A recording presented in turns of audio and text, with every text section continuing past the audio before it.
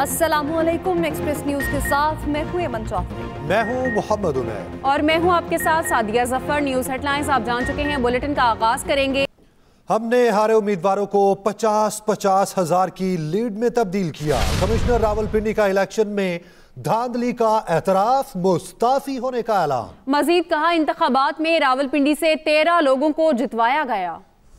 रावलपिंडी के 13 MNA की सीटें जो हारी हुई लोगों को हमने जितवाया है। लोगों की 70 हज़ार की लीड को हमने उनकी शिकस्त में बदला है और आज भी हमारे लोग बैठ के जेली मोहरें लगा रहे हैं। मैं माजरत चाहता हूँ अपने तमाम रिटर्निंग ऑफिसर से जो मेरे मातहत काम कर रहे थे, जो बेचारे रो रहे थे जब मैं उनको कह रहा था कि आप ये काम गलत काम करें और वो नहीं करना चाह रहे थे। हालिया इंतखाबात को लेकर कमिश्नर रावलपिंडी लियाकत अली चट्ठा भी फट पड़े। इतना प्रेशर था कि मैंने आज सुबह की नमाज के बाद एक दफा मैंने खुदकुशी करने की कोशिश की है, लेकिन फिर मैंने सोचा कि मैंने क्यों ना ये सारी चीजें अवाम के पास रखूं, मैं खुद क्यों हराम की मौत मरूं। मैंने इस मुल्क के या इस डिवीजन के साथ जो गलत काम किया है, मुझे रावलपिंडी के कचहरी चौक में सजाए मौत दी जानी चाहिए। लियाकत अली चट्ठा ने पिंडी में प्रेस कॉन्फ्रेंस करते हुए एक बड़ा मुतालबा भी किया। सब कुछ मैं अपने मुल्क की बेहतरी के लिए करता रहूं, लेकिन आखिर पे मैंने जो इस मुल्क के पेट में छुरा घुंपा है, मुझे वो सोने नहीं देता। कमिश्नर साहब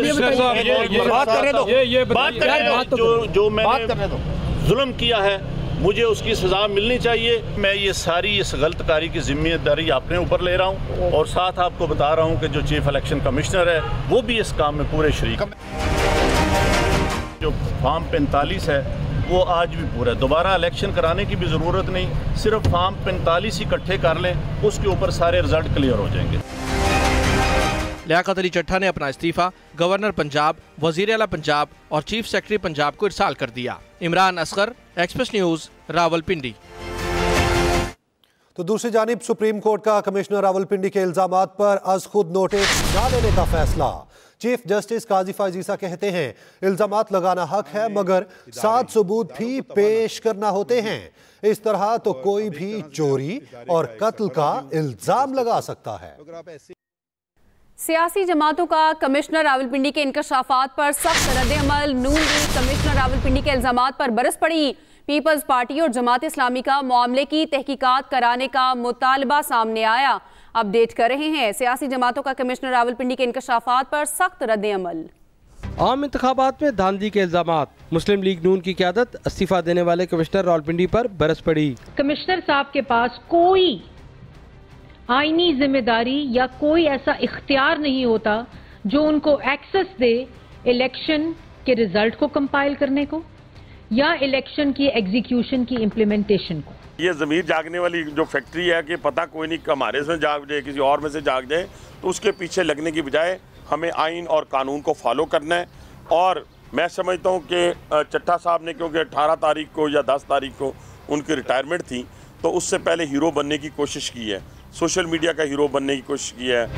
इधर पाकिस्तान पीपल्स पार्टी की रहनुमा शीरीन रहमान कहती हैं, संगीन इल्जामात लगाए गए, इसकी तहकीकात होनी चाहिए। जबकि जमात इस्लामी का कहना है कि कमिश्नर रावलपिंडी के इंकशाफात हमारे मौक़िफ़ की तायीद है। अमीर जमात इस्लामी सिराजुल हक साहब ने नताइज को मुस्तरद किया था और हमने मुतालबा किया था कि चीफ इलेक्शन कमीशन जो है वो फौरी तौर पर रिज़ाइन करें।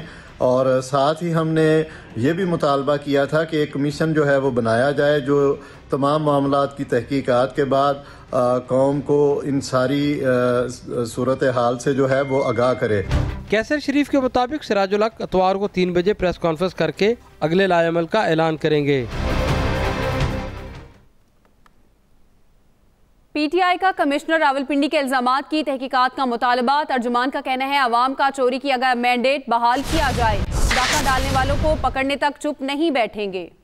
इंतखाबात में धांधली के इल्जामात की जलती आग को कमिश्नर रावलपिंडी के गैर मुतवक्के बयान ने मजीद भड़का दिया है। कमिश्नर रावलपिंडी ने आज अपने ज़मीर की आवाज़ पे वो बात की है जो पूरी कौम कह रही थी कि कौम ने तो वोट और मैंडेट इमरान खान को दिया।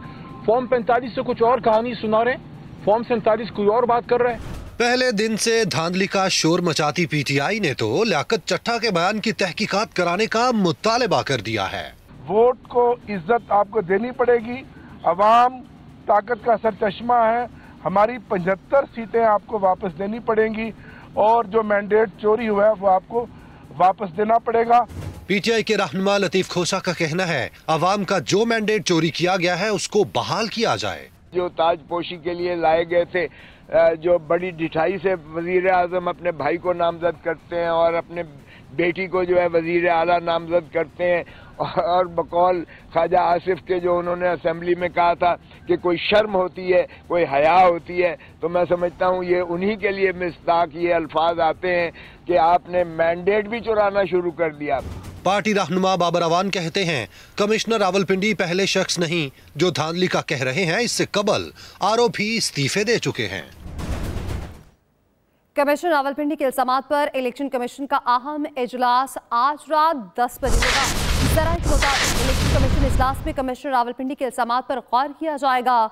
चीफ इलेक्शन कमिश्नर, मेंबरान और कानूनी टीम इजलास में शरीक होगी। इलेक्शन कमीशन कमिश्नर रावलपिंडी के खिलाफ कार्रवाई के ऑप्शंस पर गौर करेगा।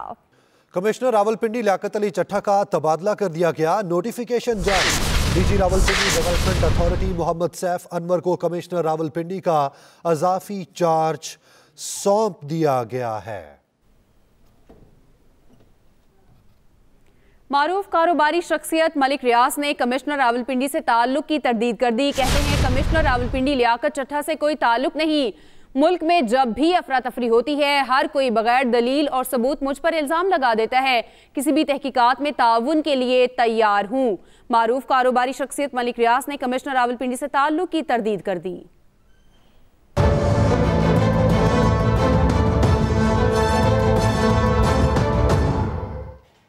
परवेज खटक पीटीआई पार्लियामेंटेरियंस के ओहदे और मेंबरशिप से मुस्ताफी। कहते हैं जैद के मसाइल की वजह से इस्तीफा दे रहा हूं। महमूद खान पीटीआई पार्लियामेंटेरियंस के नए चेयरमैन मुकर्रर कर दिए गए हैं। परवेज खटक पीटीआई पार्लियामेंटेरियंस के ओहदे और मेंबरशिप से मुस्ताफी हो गए। मजलिस शूरा ने अमीर जमात इस्लामी सिराजुल हक का इस्तीफा मुस्तरद कर दिया। मरकजी मजलिस शूरा का सिराजुल हक पर मुकम्मल एतमाद का इजहार। मजीद कहा सिराजुल हक इमारत के ओहदे पर जिम्मेदारियां जारी रखेंगे। मजलिस शूरा ने अमीर जमात इस्लामी सिराजुल हक का इस्तीफा मुस्तरद कर दिया। मरकजी मजलिस शूरा का सिराजुल हक पर मुकम्मल एतमाद का इजहार किया गया है। परवेज इलाही की अहलिया कैसरा इलाही कहती हैं कमिश्नर रावलपिंडी को इस्तीफे पर मुबारकबाद दूंगी। आरओ गुजरात कमिश्नर रावलपिंडी की जुर्रत देखकर हिम्मत पकड़ें।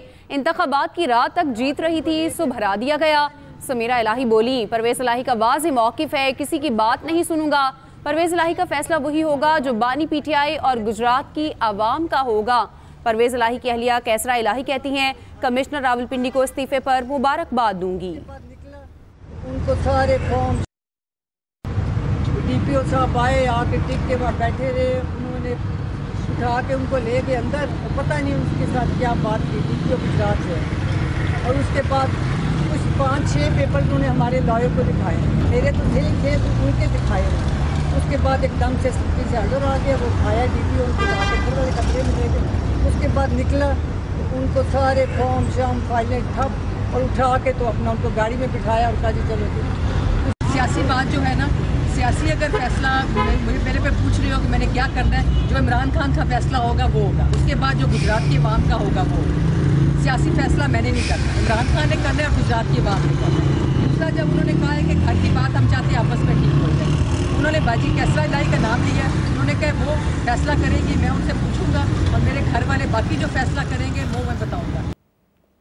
नौमुंतखब कौमी असम्बली का पहला इजलास 29 फरवरी को तलब किए जाने का इम्कान। अरकान के हल्फ के बाद 1 मार्च को स्पीकर, डिप्टी स्पीकर और 4 मार्च को वज़ीर आज़म का इंतखाब होगा। आम इंतखाबात के बाद हुकूमत साज़ी के लिए आईनी अमल के टाइमलाइन बता रहे हैं मोहम्मद उमैर। आम इंतखाबात के बाद सियासी जमातों के कायदीन एक दूसरे से मुलाकातों में पावर शेयरिंग फार्मूले तय करने में मसरूफ हैं।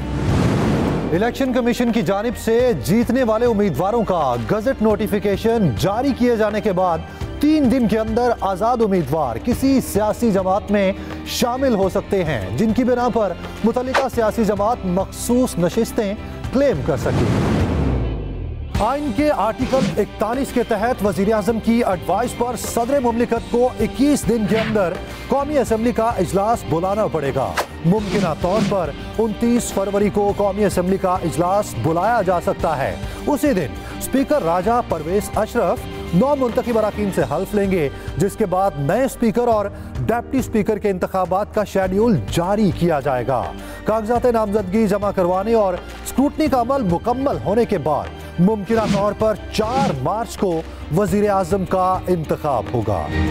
वजीर आजम के इंतखाब के लिए कम अज कम 169 अरकान की हिमायत हासिल होना लाजमी है। अगर कोई उम्मीदवार कम अज कम मतलूबा अक्सरियत हासिल ना कर सके तो रन ऑफ इलेक्शन होगा, जिसमें ऐवान में मौजूद अरकान की अक्सरियत से कायदे ऐवान मुंतखब कर लिया जाएगा।